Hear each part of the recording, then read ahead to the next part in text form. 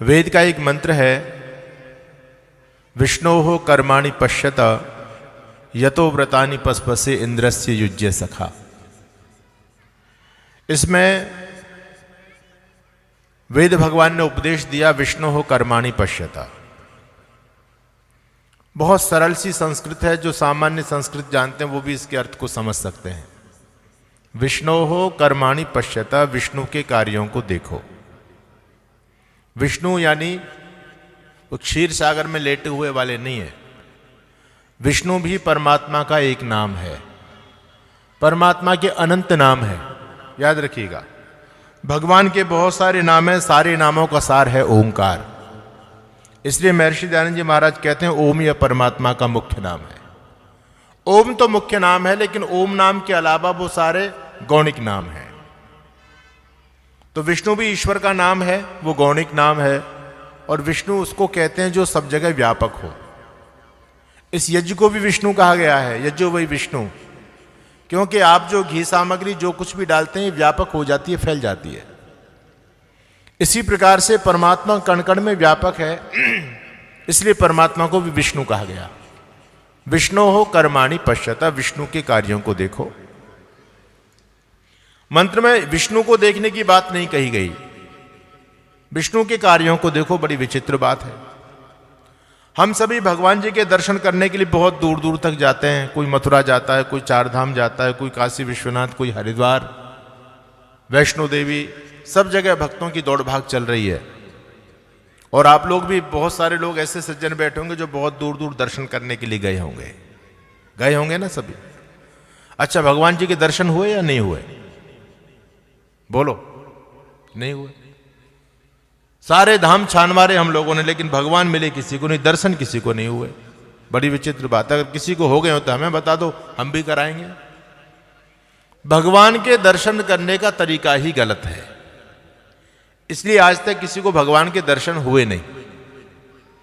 वेद हमको सही तरीका बता रहा है, लेकिन वेद की बात हम समझते नहीं है, सुनते नहीं है। वेद को तो हमने एक तरफ अब छोड़ ही दिया है। अब तो पूरा समाज पुराणों की कथाओं तक सीमित हो गया, हिंदू समाज। वेद की चर्चा कहां होती है? वेद की चर्चा तो केवल आर्य समाज के मंचों पर होती है, और वहां बस गिने चुने आप जैसे कुछ लोग बैठे होते हैं। बाकी सब लोग वेदों को भूल गए। पुराण और वेदांत तक पूरा सनातन सिमट करके रह गया। तो वेद ने कहा विष्णोः कर्माणि पश्यत, विष्णु के कार्यों को देखो। क्योंकि विष्णु है व्यापक, विष्णु नहीं दिखाई दे सकता। क्योंकि जो चीज व्यापक हो उसको कोई देख सकता है क्या? व्यापक को नहीं आप देख सकते। स्थूल शरीर, स्थूल चीजें दिखाई देती हैं आप अपनी चर्म चक्षुओं से, भौतिक साधनों से।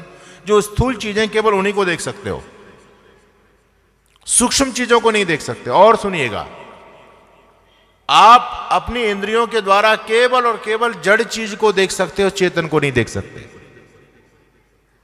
परमात्मा चेतन है, बताओ कोई चेतन को देख सकता है क्या? अच्छा, परमात्मा की बात तो छोड़ दो, परमात्मा तो अत्यंत सूक्ष्माति सूक्ष्म है, वो तो निराकार है ही। लेकिन आत्मा पर आ जाओ आप। आत्मा तो बहुत सूक्ष्माति सूक्ष्म है। कोई आत्मा को देख पाया आज तक? चलो आत्मा से भी और सूक्ष्म की बात करें हम, अंतःकरण पर आ जाइए आप। मन को कोई जान पाया, देख पाया? हम परमात्मा को देखने की बात कर रहे हैं। तो वेद ने कहा व्यापक है ईश्वर, विष्णु है। इसलिए जो व्यापक चीज होती है उसको हम अपनी आंखों से नहीं देख सकते। याद रखिएगा, यह चक्षुषा नैव पश्यति येन चक्षुंसि पश्यन्ति तदैव ब्रह्म तम विद्धि नेदम यदिदम उपासते। उपनिषद कहता है जो आंखों से नहीं देखा जा सकता, लेकिन जिससे आंखें देखती हैं वही तो ब्रह्म है, उसी को जानो। जो कानों से नहीं सुना जा सकता, लेकिन जिससे कान सुनते हैं वही ब्रह्म है, उसको जानो। बहुत गजब की बात उपनिषदकार कहते हैं। तो फिर वेद ने कहा विष्णोः कर्माणि पश्यत। भाई विष्णु, ईश्वर तो आपको नहीं दिखाई देंगे, लेकिन उसके कर्म दिखाई दे रहे हैं आपको। परमात्मा स्वयं रचनाकार नहीं दिखाई दे रहा, लेकिन उसकी रचना दिखाई दे रही है, उसका कार्य दिखाई दे रहा है। पूरी सृष्टि, पूरी समष्टि उसका एक कार्य है। इस संसार में एक एक पत्ते को भी आप देखें, अगर कोई व्यक्ति खुली बुद्धि से इस संसार की वस्तुओं पर चिंतन करे तो निश्चित रूप से वो परमात्मा की व्यवस्था के सामने नतमस्तक हो ही जाता है। कितनी अद्भुत सृष्टि है, कितनी अद्भुत सृष्टि।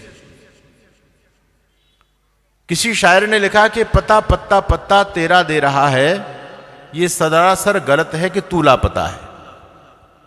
हर पत्ते की कतरन न्यारी है, हर पत्ते का कलर न्यारा है। आपने संतरा देखा है, ऊपर से बिल्कुल एक जैसा, कितना चमकता है उसका छिलका। छिलके को फाड़ करके देखो, उसको भिन्न भिन्न पार्टों में बांट दिया, फांक किए उसके अलग अलग, और फिर फांक को भी हटा करके देखो तो उसमें एक छोटे छोटे से कैप्सूल हैं। क्या अद्भुत संरचना है भगवान की, कुछ सोच सकता है? ये कितनी सूक्ष्म रचना करने वाला कोई इंसान कर सकता है क्या? ईश्वर है वो। विष्णु कर्माणि पश्यता, पूरे आदमी का दिमाग हिल जाता है यदि सोचता परमात्मा की व्यवस्था पर। आप लोगों ने नारियल का पेड़ देखा है? नारियल का पानी तो खूब पीते हो, चौराहे चौराहे पर रखे हैं नारियल, लेकिन आप लोगों ने पेड़ नहीं देखा होगा। पेड़ इसका बहुत हाइट वाला होता है, बहुत ऊंचा होता है।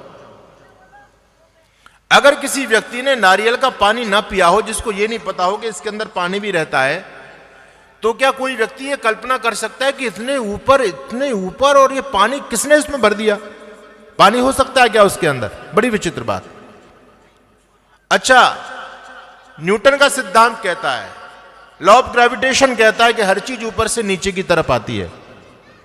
पेड़ से पत्ता गिरेगा नीचे आएगा, फल गिरेगा नीचे आएगा, पानी गिर रहा है नीचे आ रहा है। और नीचे से ऊपर ले जाना हो तो जा सकता है? जा सकता है, जाता है। आप अपने घर की टंकी भरते हो नहीं भरते हो? पानी को नीचे से ऊपर लेके जा रहे हो नहीं लेके जा रहे हो? अगर नीचे से चीज को ऊपर ले जाना हो तो अतिरिक्त फोर्स की आवश्यकता होती है ना? आपको इलेक्ट्रिसिटी चाहिए, आपको मोटर चाहिए, बिजली चाहिए, पाइप की फिटिंग करते हो तो नीचे की चीज भी ऊपर पहुंच जाती है। तो वैज्ञानिक लोगों ने अपनी बुद्धि के द्वारा नीचे से ऊपर पहुंचाया, लेकिन हमने नारियल को देखा। नारियल के अंदर जो शुद्ध जल भरा हुआ है, दुनिया का कोई ऐसा यंत्र आज तक नहीं बना जो नारियल से शुद्ध जो है ना जल की क्लियरिटी कर सके। आप लोग आरओ लगाते हैं, मनुष्य की रचना है। दैविक रचना और जैविक रचना में बड़ा भेद होता है।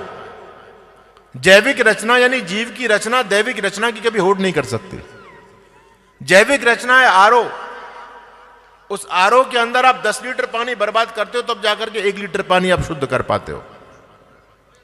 लेकिन जो नारियल का पानी होता है कितना पवित्र होता है, कितना शुद्धतम होता है और कितना प्योरीफाई होता है वो पानी। आरओ के पानी की तो एक डेट है, लिमिट है, एक्सपायरी डेट लिखी हुई होती है। आप बिस्लरी ले लो, कुछ भी ले लो, उस पर एक्सपायरी डेट लिखी हुई है नहीं लिखी हुई है?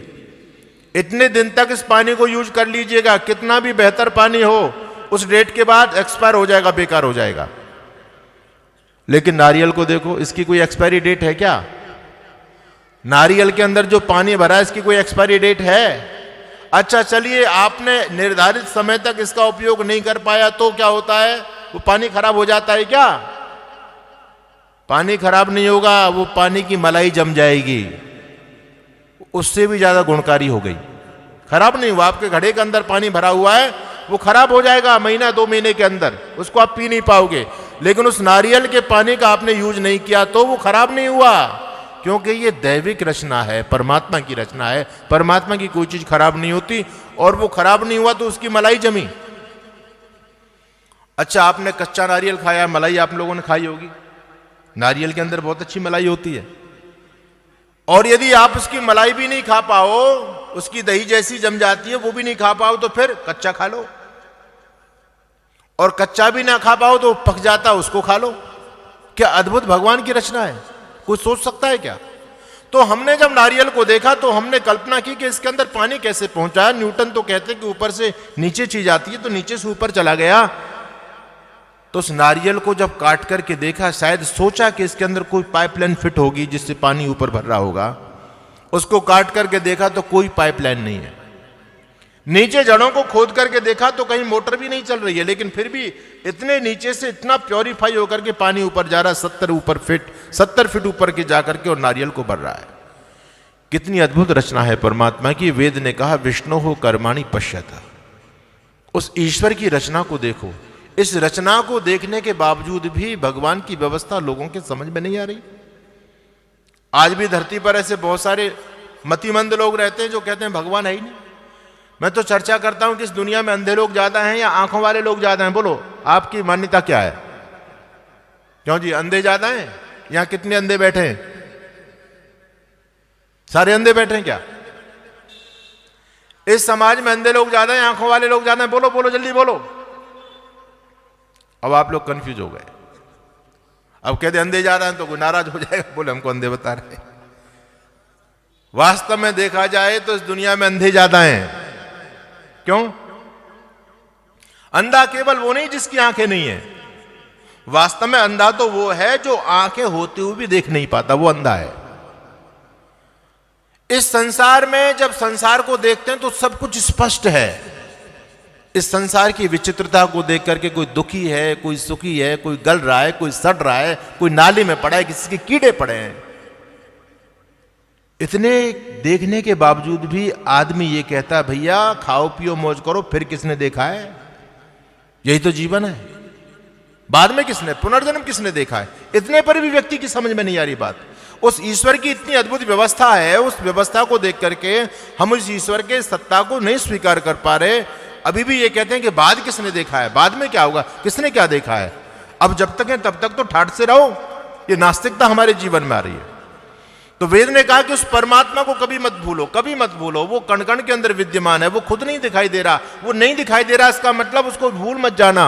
उसकी रचना को देख करके जहां जहां आपकी दृष्टि जाएगी वहां वहां वो परमात्मा व्यवस्थित है, उपस्थित है। उसको देखो। विष्णु हो कर्माणि पश्यत। और किस लिए देखो? एक बात और समझ लीजिए। प्राय हम लोग ईश्वर को देखना चाहते हैं लेकिन भगवान नहीं दिखाई देता। अच्छा, क्यों नहीं दिखाई देता? एक मैं सिद्धांत आपको समझाता हूं। दो चीज होती है, गुण और एक गुणी। गुण और गुणी समझ गए आप लोग? गुण तो आप लोग सभी जानते हैं, गुण यानी क्वालिटी। और गुणी गुणों के अंदर रहता है। जैसे एक समझो, एक संज्ञा और एक संजी। संज्ञा और संजी। संज्ञा नाम किसे, संज्ञा का मतलब क्या होता है?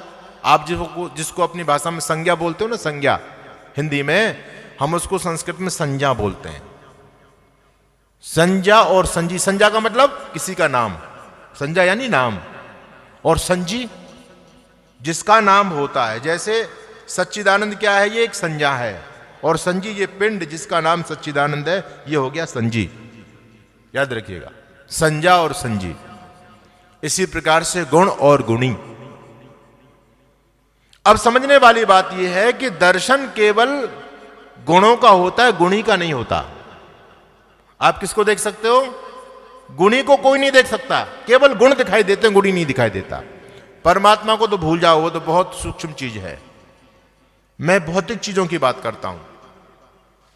अच्छा, आप लोगों ने अपने पिताजी को देखा है? बोलो हाँ या ना। देखा है? सबने देखा है? देखा है ना सबने? अच्छा, जब पिताजी की मृत्यु हो जाए तो क्या बोलते हैं? जी हमारे पिताजी चले गए। तो जो चीज चली गई वो चीज देखी थी क्या? पिताजी कौन? ये आंख पिताजी है क्या? ये चेहरा पिताजी है? ये कान पिताजी है? पिताजी कौन है भाई? आपका पिताजी का शरीर तो वहीं की वहीं है अभी, लेकिन आदमी रो रहा, पिताजी गए, पिताजी गए। अरे पिताजी कहां चले गए? पिताजी लेटे तो हैं भाई, कहां चले गए पिताजी? वो कहता है ये पिताजी तो नहीं है। तो जो पिताजी थे वो पिताजी किसी ने देखे आज तक? बताओ, नहीं देखा ना। याद रखिएगा, दर्शन केवल गुणों का होता है, गुणी का नहीं होता। हम जो अपने जीवन में जो व्यवहार में जी रहे हैं, जो हमारे साथ साथ है, हम उसको नहीं देख पा रहे। हम परमात्मा को क्या देखेंगे? मेरे हाथ में घड़ी है, ये घड़ी है। मैंने इस घड़ी को खोल दिया, खोल करके इसके सारे पार्ट्स निकाले और एक एक पार्ट्स को मैं उठा उठा करके आपसे पूछ पूछ करके इधर रखता चला गया। मैंने इसकी चाबी निकाली, आपसे पूछा ये क्या है?